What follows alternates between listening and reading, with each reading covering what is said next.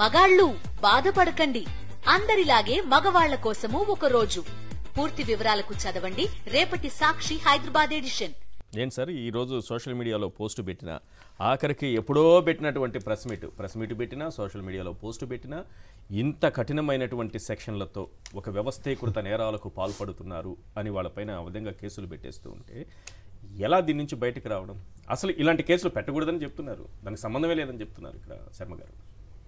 ముందుగా సాక్షి ప్రేక్షకులకు నమస్కారం అండి, అలాగే ప్యానెల్లోని పెద్దలకి మీకు కూడా నమస్తే అండి. ఆర్గనైజ్డ్ క్రైమ్ అన్నది ఎవరు చేశారో అన్నది ప్రజలకి బ్రహ్మాండంగా తెలుసు. ఎందుకంటే వ్యక్తిత్వ హననం అన్నదానికి పునాదులు వేసింది ఎక్కడ అంటే, చాలాసార్లు చెప్పుకుంటూనే ఉన్నాం, ప్రతిసారి చెప్తూనే ఉన్నాం, రామారావు గారిని పదవీచ్యుతులు చేసిన కాడి నుంచి మొదలైంది ఇది. సో ఇది దాని నుంచి మొదలెట్టింది ఎవరు అన్నది చూస్తే కూడా ప్రస్తుతకి సమాధానం కొట్టొచ్చినట్టు కనబడుతుంటుంది. ఎవరి అవసరార్థం వ్యక్తుల్ని వ్యక్తిత్వ హననం చేస్తూ రాజకీయంగా ఈ రోజు దాకా కాలక్షేపం చేసుకుని వస్తూ, ఇప్పుడు మీకు ఒక చిన్న విషయాలు చెప్తా. ఈ ప్రభుత్వం శ్రీలంక అయిపోయింది, ఈ ప్రభుత్వం ఉగాండా అయిపోయింది అని చెప్పుకున్న నేపథ్యాల్లో వాళ్ళే చెప్పారు సోషల్ మీడియా పరంగా, మెయిన్ స్ట్రీమ్ మీడియా పరంగా. కానీ ఇవాళ బడ్జెట్ ప్రవేశపెట్టిన పయ్యవల కేశవ్ గారు 6,47,000 కోట్లు మాత్రమే అప్పుతులు ఉన్నాయి అని చెప్పిన తర్వాత కూడా వాళ్ళ మోడల్స్ ఆఫ్ ఆపరెండే చూడండి. యనమల రామకృష్ణ గారు శాసన మండలిలో 14 లక్షలకు కన్ఫైన్ అయ్యి, యనమల రామకృష్ణ గారు అంటే ఇది పంటి ఆపరేషన్ కోసం ప్రజాధనంతో సింగపూర్కి వెళ్ళారు. అవునండి, అలాంటి త్యాగదానులే. ఇక్కడ చంద్రబాబు నాయుడు గారు ఫ్లోర్ ఆఫ్ ద హౌస్లో ముఖ్యమంత్రి గారి స్థానంలో ఉండి కూడా బడ్జెట్ ప్రవేశపెట్టిన తర్వాత కూడా ఇంకా 10 లక్షల కోట్లని ప్రజలకు చెప్తున్నారు. మీరు ఇవి గమనిస్తే వాళ్ళకి సోషల్ మీడియా పరంగా అది భగవద్గీత, బైబిల్, ఖురాన్. ఈ ఖురాన్ అన్న దగ్గర, ఈ బైబిల్ అన్న దగ్గర, ఈ భగవద్గీత అన్న దగ్గర అందులోంచి వచ్చే ప్రవచనాలకి నిజాలు ఎప్పుడైతే తెలుస్తాయో ప్రజలకి, వాళ్ళు ఖచ్చితంగా డైజెస్ట్ కావు. అప్పుడు అది ఆర్గనైజ్డ్ క్రైమ్ కిందే అవుతుంది. కరెక్ట్. ఎందుకంటే మీరు నిజం అన్న దాని మీద ఎవడైనా జర్నలిస్ట్ ఏం చేస్తారంటే రంధ్రాన్వేషణ చేసి ఇది నిజం అని చెప్తాడు. అవును, అలాంటి జర్నలిజంకి తిలోదకాలు వదిలేసి చాలా రోజులైంది, చచ్చిపోయింది అలాంటి జర్నలిజం. సో ఇప్పుడు ఏంటంటే ఇంతమంది ఇన్ని రకాలుగా ఇంత బ్రహ్మాండంగా రక్తి కట్టిస్తూ అబద్ధాలు చెప్తుంటే how dare you to talk నిజాలు? ఇప్పుడు కేవలం ఖజానాలో 100 కోట్లు మాత్రమే ఉంచేమని చెప్పిన యనమల రామకృష్ణ గారు ఇంకా అప్పులు ఇంకే వ్యవస్థ దగ్గర నుంచి పొట్టవో చేయలేరని చెప్పారు.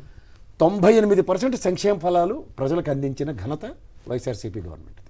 దానికి ఒక 6 బుల్లెట్ పాయింట్లు పట్టుకుని వచ్చారు. బ్రహ్మానందం గన్లో పేల్చినట్టు డిస్కౌంట్ పేల్చుతాడు చూడండి. అలా పేల్చుకోవడానికి వచ్చి ఒక తల్లికి వందనం కానీ, నిరుద్యోగ భృతి కానీ, అంటే నిరుద్యోగ భృతి విషయంలో మాత్రం మనందరిది తప్పు సార్. ఎందుకు? వాళ్ళు కరెక్ట్గా ఎలక్షన్స్ నోటిఫికేషన్ వచ్చిన 3 నెలల ముందే ఇస్తారు. దాన్ని మీరు 5 సంవత్సరాల పాటు ఇవ్వాలన్నది ఇది 2014-19 లెక్క అండి. ఎప్పుడైతే లాస్ట్ 3 మంత్స్ వాళ్ళు ఏం చెప్పారో అది ఇస్తారు. దానికి కాదు, దాంట్లో సగం ముందు 2,000 అన్నారు, 1000 ఇచ్చారు, ఈసారి 1,500 ఇస్తారా? అది వేరే విషయం సార్. అది లాస్ట్ 3 మంత్స్ మీరు మాట్లాడే 1,500 ఇస్తారా అంటున్నా. అందుకనే మీరు ఇవాళ మాట్లాడుతున్నందుకు BNS 111 ప్రకారం ఆర్గనైజ్డ్ గా మీరు మాట్లాడుతున్నారు. ఓకే, అంటే 5 సంవత్సరాల తరబోయి తర్వాత మీరు ఇవాళ ఎందుకు మాట్లాడుతున్నారు అన్నది వాళ్ళ కోపం. ఓకే, ఇది గ్రహించండి. అలాగే రామనాయుడు గారిని మీరు 25 సార్లు అంటున్నారు. ఏమని? 15,000, 1,500 అని. తప్పు సార్ అది. ఇవన్నీ ఎప్పుడు జరుగుతాయి అంటే లాస్ట్ 3-4 మంత్స్ ఎలక్షన్స్ ముందు జరుగుతాయి. అందుకనే మీరు ఆర్గనైజ్డ్ గా ఇవాళ నుంచి క్రిటిసైజ్ చేస్తే నో, అది మాకే ఆర్గనైజ్డ్.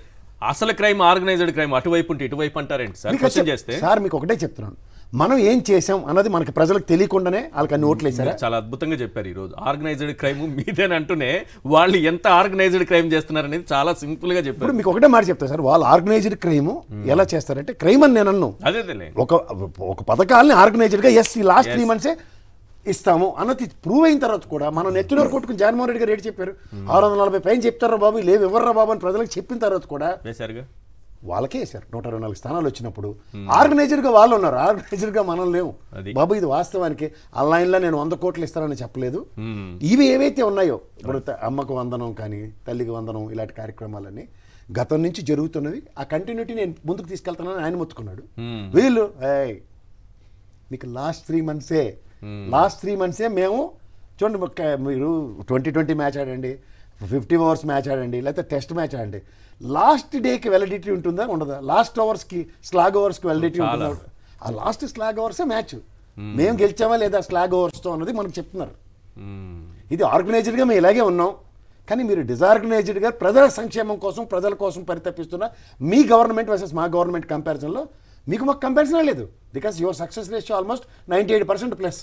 మాది ఓన్లీ 3-4 monthsలో 100% సక్సెస్ రేషియో కోసం ట్రై చేసే బ్యాచ్. ఓకే 14 సంవత్సరాలు మా అనుభవం, లేకపోతే మళ్ళీ ఇంకో 5 సంవత్సరాలు మా అపార అనుభవం దేనికి గడించడానికంటే మాది కేవలం 3 నెలలు 4 నెలలు జస్టిఫికేషన్ చేయడానికి మాత్రమే.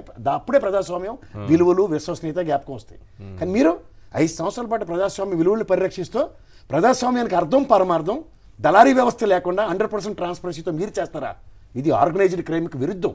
ఓకే సో ఎప్పుడైతే ఆర్గనైజ్డ్ క్రైమ్కి విరుద్ధం అంటే సంవత్సరాల తరబడి ఈ ప్రస్థానానికి అలవాటు పడిన వాళ్ళకి మీరు ఆ మొనాటరీని బ్రేక్ చేస్తారా అని వేలెత్తి చూపిస్తున్నారు మమ్మల్ని. ఓకే అంచేత మీకు BNS 111 వర్తిస్తుంది అంటే దేన్ని ప్రశ్నిస్తున్నారు? మీరు అమ్మకు 100 ఇవ్వాలి, ఎందుకు ఇవ్వలేదు? మా రామారెడ్డి గారు చెప్పినట్టు 15,000 ఇస్తున్నారు, ఎందుకు ఇవ్వలేదని మీరు ఆవేశం ఎందుకు పడుతున్నారు? అది లాస్ట్ 3 months వస్తుంది. ఇప్పుడు అడిగారంటే ఆర్గనైజ్డ్ క్రైమ్. మేము ఆర్గనైజ్డ్ గా చేయడానికి మేముంటే ఆర్గనైజ్డ్ గా మీ క్రైమ్ చేసి మమ్మల్ని రెచ్చగొడుతున్నారు. మీకు అర్థమవుతుందో సార్? అంచేత ఈ విధంగా మీరు 6 బుల్లెట్ పాయింట్లు ఏవైతే ఉన్నాయో అవి ఎలక్షన్స్ ముందు ఇలా బ్రహ్మానందంలో కొట్టేసారు టకా టకా అని అయిపోయి. ఇప్పుడు ఏమవుతాయి సార్? మళ్ళీ రీలోడ్ చేసుకోవాలి సార్ అంటే 5 సంవత్సరాల పాటు మనం ఆర్గనైజ్డ్ క్రైమ్ చేస్తే వాళ్ళు లాస్ట్ 3 months సక్సెస్ఫుల్ రేషియోలో ఇస్తారు. ఐటీడీపీ చేసేది ఆర్గనైజ్డ్ క్రైమ్ కాదా సార్? అది పుట్టుకతో వచ్చిన బుద్ధులు పుడకలతో కానీ పావు.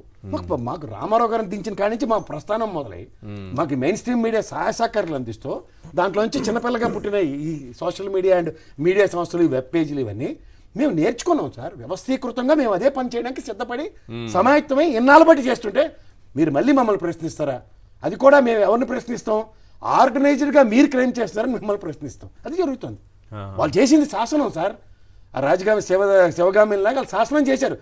అవతల ప్రభుత్వాన్ని మేము ఎదుర్కోవాలంటే ఇలాగే వ్యక్తిత్వాన్ని మనం చేయాలి. అవతల ప్రభుత్వాన్ని దించాలంటే వాళ్ళు మంచి చేసినా అది చెడ్డనే చెప్పాలి. ఏముంది అసెంబ్లీలో పెడతారు, బడ్జెట్ పెడతాం 640 ముఖ్యమంత్రిగా నేను చెప్తున్నాను, గుంజీలు తీస్తాను, నా ముందుకు వస్తే మొట్టకాయలు కూడా కొడతాను ఎవరైనా 10 లక్షల కోట్లు అప్పు కాదని చెప్తే అని ఆయన చెప్తున్నారు. కాదు, ముఖ్యమంత్రి గారు అసెంబ్లీలో 6,40,000 కోట్లని ఆయన ప్రజెంటేషన్ ఇచ్చి అక్కడ చెప్పిన తర్వాత కూడా యనమల రామకృష్ణ లాంటి వాళ్ళు మళ్ళీ లేచి 9.5 లక్షల కోట్లు 10 లక్షల కోట్లు ఇంకా ఉన్నాయి, తవ్వాల్సి ఉంది, ఇంకెంతకాలం 6 నెలలు అయిపోయింది, ఇంకెప్పుడు తవ్వుతారు? మీరు మళ్ళీ తప్పు మాట ఈశ్వర్ గారు. యనమల రామకృష్ణ గారు ఆ పేపర్లో చదువుతారు 14 లక్షలకు కన్ఫైన్ అయి ఉన్నారు.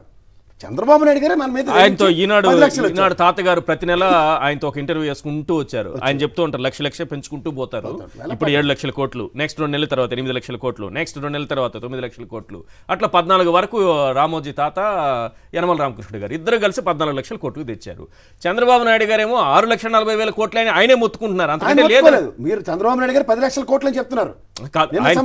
ఆయన చెప్పేశారు 973 చెప్పారు, 10 లక్షలు నిన్న చెప్పారు. పయ్యావల కేశవర్ గారు మనం అర్థం కాదు, 647 చెప్పారు. అసెంబ్లీలో అబద్ధాలు చెప్పకూడదు కదా. మరి గవర్నర్ గారితో 9,50,000 కోట్లు 40,000 కోట్లు అని చెప్పించారు. 10 లక్షలు చెప్పించారు సార్ ఆయనతో.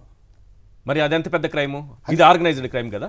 గవర్నర్ గారితో ఒక మాట, ముఖ్యమంత్రి గారు మరో మాట, ఆర్థిక మంత్రి గారు ఇంకో మాట, ఆర్థిక మంత్రి ఇంకో మాట, మళ్ళీ ఫ్లోర్ హౌస్ లో లీడర్ గారు ఇంకొక మాట. మరి ఆర్గనైజ్డ్ క్రైమ్ ఎక్కడుంది? వాళ్ళు ఆర్గనైజ్డ్ గానే ఉన్నారు. లక్షల కోట్ల అవినీతి జరిగిపోయింది గత ప్రభుత్వం ఉన్నది ఆర్గనైజ్డ్ గా చెప్పుకుని వస్తున్నారు. వాస్తవాలు చెప్పాలి. గవర్నర్ ప్రసంగంలో ఒక మాట రాష్ట్ర ప్రజలు అర్థం చేసుకోవాలి. ఈనాడు పేపర్లో ఒక మాట మొదటి నుంచి వస్తే 14 లక్షల కోట్లు, చంద్రబాబు నాయుడు గారి ప్రసంగాల్లో 14 లక్షల కోట్లు, ఈనాడు అది రాసుకుంటూ వస్తారు. నెక్స్ట్ అక్కడ నుంచి వచ్చి అధికారంలోకి రాగానే గవర్నర్ గారి ప్రసంగం వచ్చేటప్పుడు తగ్గిపోయింది, 4 లక్షల కోట్లు తగ్గింది కదా. ఆ తర్వాత మళ్ళీ చంద్రబాబు నాయుడు గారు బడ్జెట్ ప్రవేశపెట్టే సమయంకి ఇంకో 4 లక్షల కోట్లు తగ్గింది. ఓవరాల్ గా 8 లక్షల కోట్లు తగ్గించినా సరే మళ్ళీ అదే మాటలు మాట్లాడుతున్నారు. ఇప్పుడు ఈ మోడస్ ఆఫ్ ఆపరెండి ఏంటంటే 14 లక్షలు 4 లక్షలు డిస్కౌంట్ ఇచ్చారు గవర్నర్ గారికి వచ్చారు కల్లా. పయ్యావల కేశవ్ గారు బడ్జెట్ పెట్టినప్పుడు ఇంకో 4 లక్షలు డిస్కౌంట్ ఇచ్చి 647 కన్ఫైన్ అయ్యారు. అమ్మయ్యా తీర్చేశారు. వాళ్ళు అలా అనట్లేదు. నేను బొగ్గన్ గారు ప్రెస్ మీట్ వింటే వీళ్ళు డబుల్ ఎంట్రీలు కొట్టినట్టు డబల్ గా చెప్తున్నారట అప్పులు. అంతేనా? అది చెప్తూ కూడా ఇప్పుడు లాస్ట్ ప్రజల్లో చర్చనీయ. ఇప్పుడు మీరు ఎప్పుడైనా నేను ఒకటే మాట చెప్తాను, ముఖ్యమంత్రి గారు గత ముఖ్యమంత్రి గారు ఎవరు మన జగన్మోహన్ రెడ్డి గారు ఎప్పుడైనా ప్రెస్ మీట్ పెడితే 5 నెలల ఉదంతంలో తిరిగి సమాధానం ఇచ్చిన ఉదంతో చెప్పండి. మెయిన్ స్ట్రీమ్ మీడియా తూచ్ తిరుపతి లడ్డూల విషయం వచ్చేసరి కల్లా ఇంకొదిలేయండి, ఇవాళ నుంచి మనం మాట్లాడకూడదని పక్కదారి. రెండోది నిన్న బడ్జెట్ సమావేశాల తర్వాత ఇమీడియట్ గా ఆయన బడ్జెట్ పెట్టిన వెంటనే ఆయన విత్ స్టాటిస్టిక్స్ చెప్పగానే సమాధానం లేదు. గమనించుకోండి.